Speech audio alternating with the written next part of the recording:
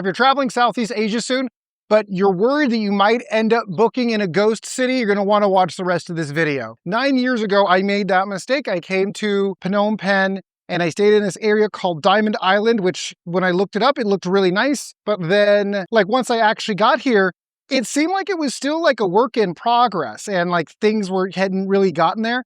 That was back in 2017. Now I'm here in 2026. Go ahead and show you this area a little bit and also give you some of the warning signs for if you're in Phnom Penh or if you're anywhere in Asia. What do you do about these little ghost cities? Little districts within major cities. It's got like all these villas. Everything looks really nice, really modern. But then when you walk around, it doesn't seem like there's anybody actually there. And it's actually kind of frustrating because it's like you look at the pictures, you do your research online. You're like, oh, this is a nice place. It's a nice area. And then you show up and then there's nothing there. There's no people walking around. So like, as you can see, there's the little hotel that I stayed in. Last time I was here, you could see around me, like there's really just, nothing's built up, nothing's really going on. You have a lot of stuff that like this building, I could have swore this was in construction last time I was here 9 years ago. Honestly, if you're lucky, 10%, 20% of the shops are even open. You're in an Asian city, you want that like that high energy, that pace, but then you're walking around and you're like, okay, this is kind of the nice area. This is kind of like higher end place in the city you're in. But then it's just like dead. So if you've been online at all and you're researching different places, one of the things you may have found was this thing in Asia called the ghost city. And you've got a lot of them are in mainland China and a lot of them are linked to the way that the Chinese financial system is structured. It's not like the West where people have stock markets. China's have been having a major economic boom. People have had extra money. They believe in saving money. And so they're trying to find assets to park their money. And one of the very few assets they actually can invest in is in real estate. So in China, you're seeing a lot of these ghost towns that are way out in the middle of nowhere. And then all of these regular Chinese citizens will used as an asset rather than used as an actual thing that people want to live in. It ends up just being a bunch of apartments without anybody living in them. They're basically just empty. And in a lot of cases, the places never even get fully set up. They don't get electricity. They don't get anything. It's not even like they're just empty apartments waiting for someone to show up.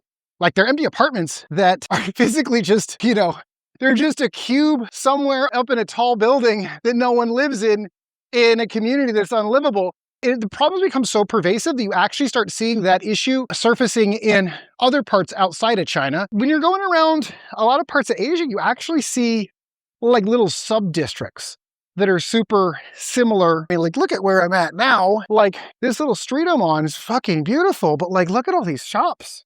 Every one of them is closed. We have this big street, and it has nothing on it. It's just these empty boulevards. Flavors of Cambodia coming soon. Yeah, we'll see about that. And it is kind of sad because it is really nice. Like they were attempting to go for this European sort of design. They even call this the Elysee, which is a famous shopping area in Paris, the Champs-Élysées.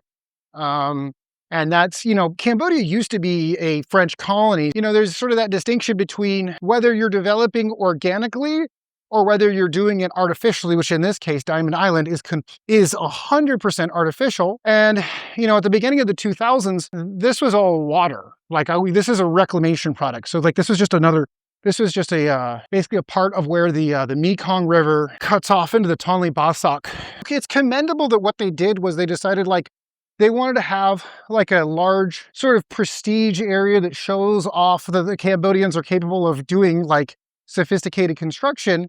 And so they decided like, oh, we'll just do this reclamation project in the middle of the river instead of going into an existing district in Phnom Penh and trying to organically build it up. And then they have to fight with everyone. They have to uproot everything. They have to displace, residents. They have to negotiate with all the businesses. They've got to redo all the streets. They've got to do all this thing that's going to cause all this heartburn to build it up. And there are some areas that have undergone a great deal of development, but none of them. But the issue is when you're doing that is that everything end up being piecemeal, and you can't have. It's extremely difficult to have like a large, centrally planned, large boulevard.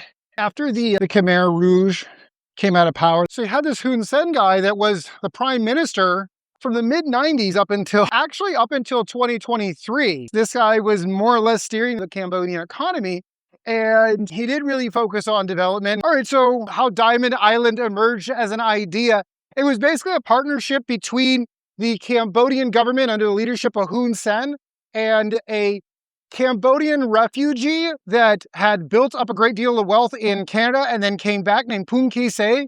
He returned back, and obviously after a lot of the business people and the managers and different people like that were like native Cambodians all got eliminated during the rule of the Khmer Rouge, the only people that really had sort of like the access to the resources, the relationships, and the expertise were sort of that refugee diaspora.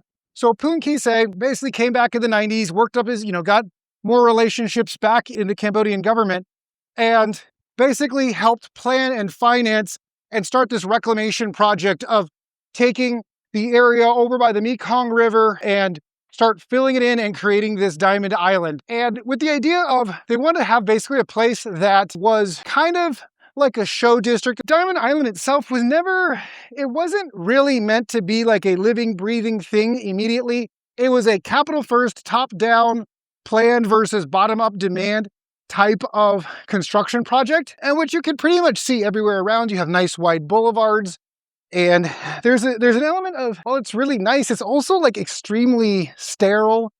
So the assumption was basically with the top-down approach of like a very much, if you build it, they will come. And because they saw, Big Brother China doing a lot of similar projects, and you started seeing that throughout Asia, Cambodia didn't want to miss the bandwagon. And so they wanted to have these big prestige projects. So in the late 2000s, you had this collaboration between Poon Kise and the local Cambodian government under the leadership of Hun Sen, and they started doing a lot of this reclamation. They started setting stuff up, and to add more bad news to this, in 2010, they were having a water festival, and there ended up being a crowd crush incident on one of the bridges that was connected to Koh Pich, which is the Khmer word for Diamond Island, and killed 340 people that were just hanging out in the festival.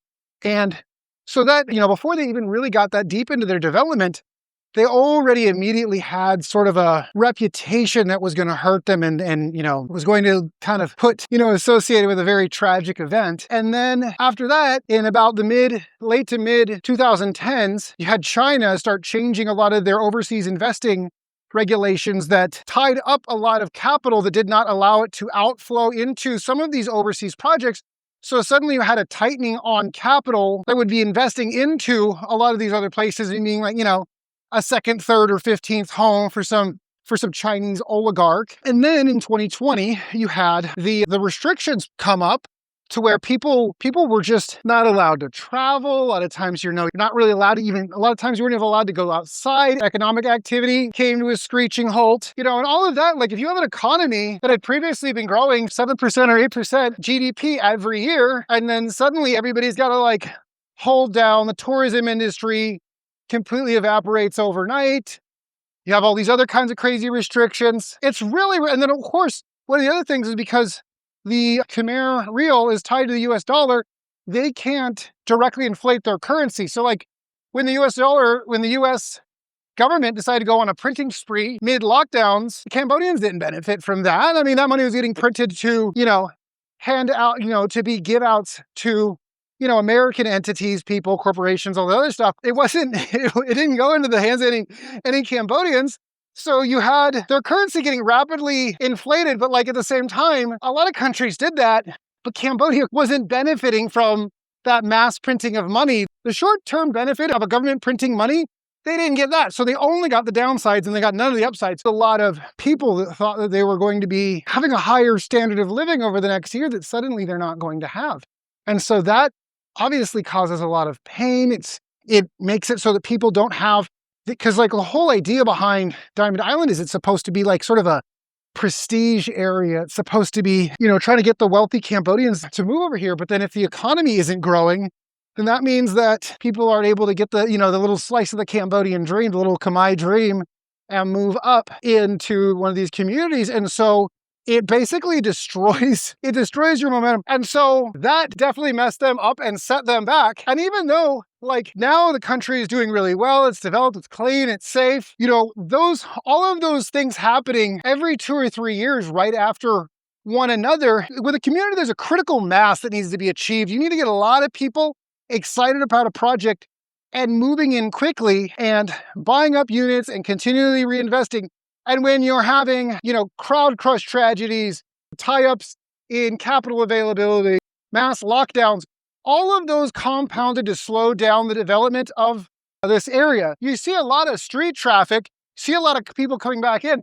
This is also where a couple of bridges are at. So a lot of these people are commuters. They're just kind of coming in and out of the island. They're not people that are working here, living here. While I do think that there's a lot of really cool, really charming aspects of Diamond Island, I would absolutely say that if you're planning a trip to Phnom Penh, but you want to be around other people and other activity, then you should definitely not stay in Diamond Island. I'm gonna be doing a full video on different neighborhoods in Phnom Penh with my recommendation. So if you want to hear about that, go ahead and click right there. And then if you are interested in what gym you think is going to be a good option if you come to Phnom Penh, I did a review on high-end gyms in Phnom Penh, and that link is going to be in the description.